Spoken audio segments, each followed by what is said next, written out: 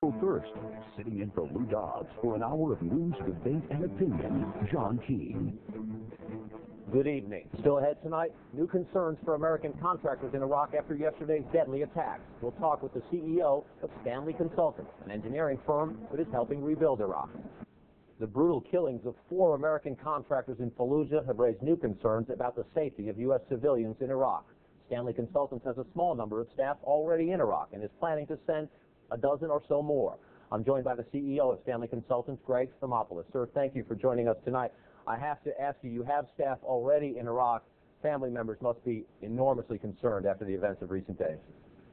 That's very correct. And we are also very concerned.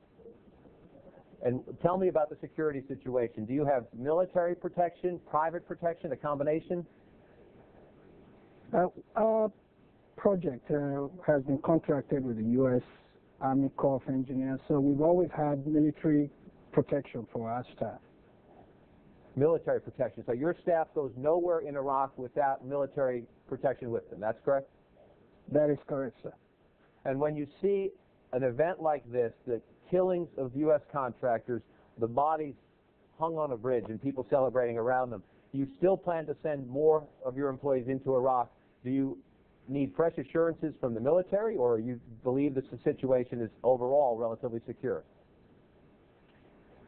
Well, it's very difficult to say what the overall situation will be in the future, but we've always been satisfied with the military escort and the military protection, and believe that our people are being in a safe environment and carrying out their duties.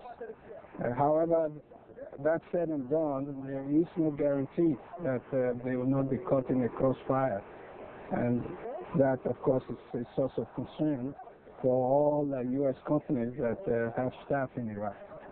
Where, sir, is your staff operating? Where in the country, and what are they doing? We're based in Baghdad, basically in the Green Zone, helping with the coalition provision authority in the master planning of the reconstruction program. And do you receive, because you have civilians on the ground, do you receive any briefings from the military on a constant basis, updates on security, warnings about security, messages to send to your people on the ground about whether to move around the country? Is it a constant relationship like that?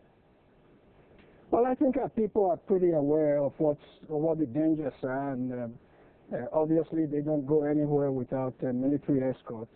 And they were briefed before going in there in terms of what to expect and the conditions in the country.